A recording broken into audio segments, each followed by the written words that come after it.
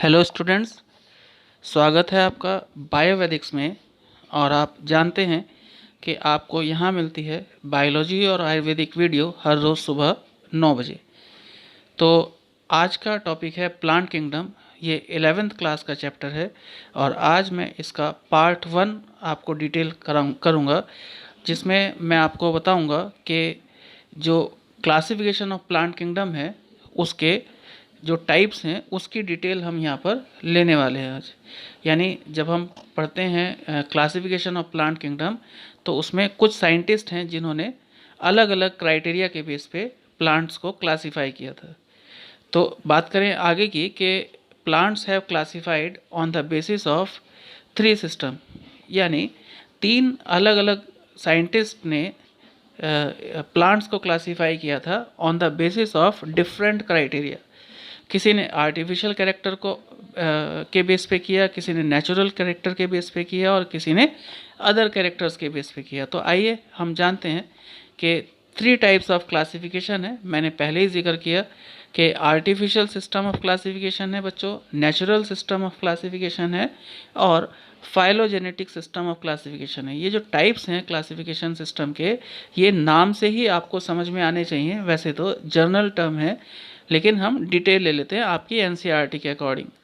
तो बात करें पहले नंबर पर कि आर्टिफिशियल सिस्टम ऑफ क्लासिफिकेशन जो है बच्चों, ये अर्लीस्ट सिस्टम ऑफ क्लासिफिकेशन है जो बेस्ड है वेजिटेटिव कैरेक्टर्स पर। यानी प्लांट की हैबिट कैसी है, प्लांट की लीव्स की शेप कैसी है, उसमें नंबर ऑफ स्टेमन कैसा है, तो उसके बेस पे कहीं ना कहीं प्लांट्स को क्लासीफाई किया गया और इस क्लासिफिकेशन को बोला गया आर्टिफिशियल सिस्टम ऑफ क्लासिफिकेशन। बहुत इंपॉर्टेंट है, कहीं ना कहीं ये एक इनिशिएशन था in the study of system of classification.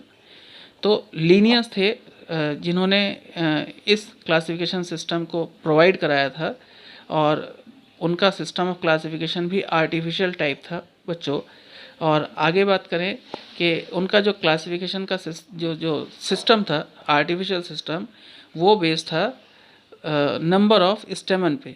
यानी किस प्लांट में, फ्लावर में कितने स्टेमन हैं उसके बेस पे लीनियस ने क्लासिफाई किए थे प्लांट्स को। यानी अगर किसी फ्लावर में एक स्टेमन है तो उसको कैटेगराइज कर दिया मोनो एंड्रिया में, अगर 2 हैं तो डाई एंड्रिया में, 3 है तो ट्राई एंड्रिया में। तो नंबर ऑफ स्टेमन के बेस पे क्लासिफाई किया था प्लांट्स को। तो याद रखिएगा ये सिस्टम ऑफ क्लासिफिकेशन लीनियस का।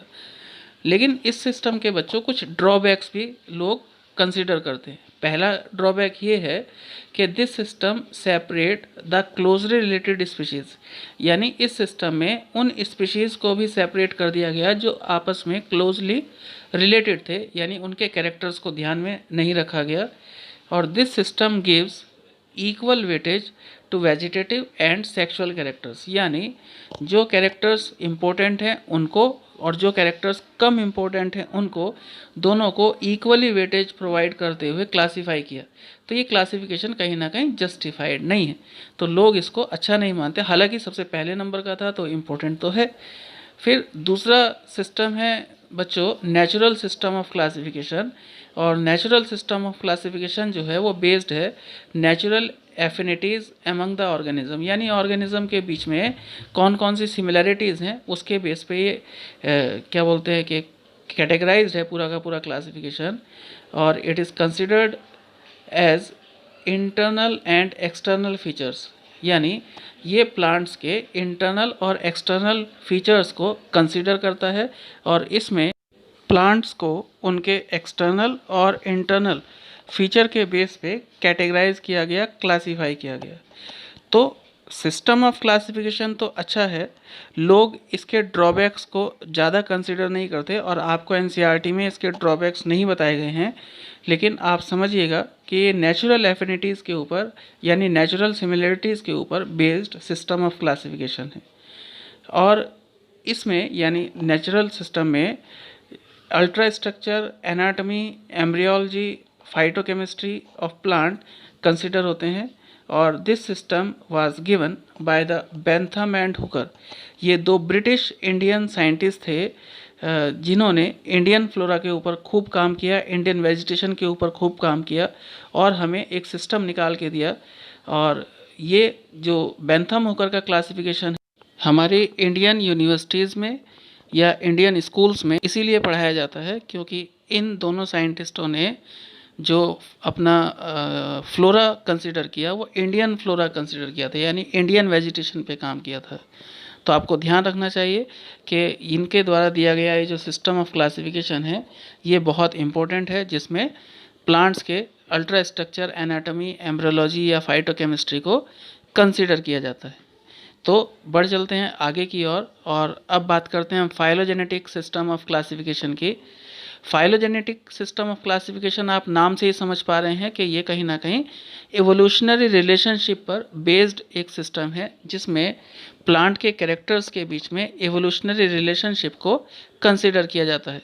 और ये मान के चलते हैं कि organism in same taxa have common ancestor, यानी अगर ऑर्गेनिज्म को सेम टैक्सा में जगह मिली है तो इसका मतलब ये है कि उनका जो एंसेस्टर है वो भी कहीं ना कहीं कॉमन ही होगा, वो सेम एंसेस्टर की कहीं ना कहीं लीनिएज हैं। तो आपको समझना चाहिए कि phylogenetic system of classification is basically based on evolutionary relationship, means phylogeny of the plant. और कहीं ना कहीं ये जो एंसेस्ट्री सिस्टम है उसके ऊपर बेस्ड है कि कौन से प्लांट का एंसेस्टर कितना नियर है या कितना फार है। फिर इनके अलावा स्टूडेंट्स अदर रिसोर्सेज भी हैं, अदर सोर्सेज भी हैं, जिससे लोगों ने रिजॉल्व की है प्रॉब्लम ऑफ क्लासिफिकेशन के भाई अगर इन तीनों सिस्टम को नहीं माने तो फिर कौन सा सिस्टम अप्लाई करें क्लासिफिकेशन के लिए।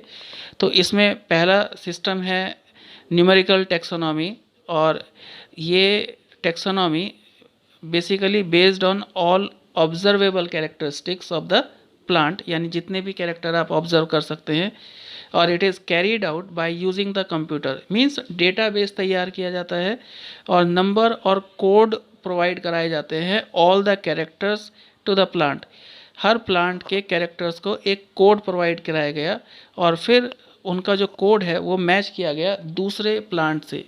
तो each character is equally considered. तो ये इसका आप क्वालिटी भी कह सकते हैं, इसकी ड्रॉबैक भी कह सकते हैं, हमने पहले भी पढ़ा था। लेकिन इसमें माइनर और मेजर दोनों कैरेक्टर्स को इक्वली कंसिडर किया गया है, लेकिन इनका एक डेटाबेस बना करके क्लासिफाई किया गया है जो बिल्कुल शार्प और क्लियर है, एक बिल्कुल अच्छे प्रकार का सिस्टम है। फिर दूसरी टेक्सोनॉमी है बच्चों साइटोटेक्सोनॉमी, और it is based on the cytological information, यानी किस प्लांट में क्रोमोसोम नंबर कितने हैं, क्रोमोसोम का स्ट्रक्चर कितना है, कैसा है, क्रोमोसोमल बिहेवियर कैसा है, जीन्स कैसा काम कर रहे हैं। तो इसके बेस पर भी जो कहीं ना कहीं कैटेगराइजेशन है प्लांट्स में, उस पर्टिकुलर कैटेगराइजेशन को पढ़ते हैं हम साइटोटेक्सोनॉमी के भीतर। तो आपको समझना चाहिए कि साइटोलॉजिकल इन्फॉर्मेशन बेस्ड ये एक सिस्टम है। और फिर तीसरे नंबर पर है बच्चों कीमोटेक्सोनॉमी, और यहाँ नाम से आपको समझ में आ रहा होगा chemotaxonomy is based on chemical constituents of the plant, यानी प्लांट के केमिकल कॉन्स्टिट्यूएंट के बारे में के बेस पर यहाँ पर प्लांट्स के भीतर कैटेगराइजेशन किया जाता है। तो आप ध्यान रखिएगा। आज के लिए इतना ही इसमें, और हमारा अगला टॉपिक होगा एल्गी, जो एक लेंदी टॉपिक होगा। इसी कल आपको सुबह 9 बजे मिलेगा। और आज का वीडियो देखने के लिए धन्यवाद। और आप प्लीज़ इस इन्फॉर्मेशन को लाइक कीजिए और शेयर कीजिए अपने फ्रेंड्स में, अपने दोस्तों में, और सब्सक्राइब कीजिए हमारे यूट्यूब चैनल बायोवैदिक्स को। Thank you very much.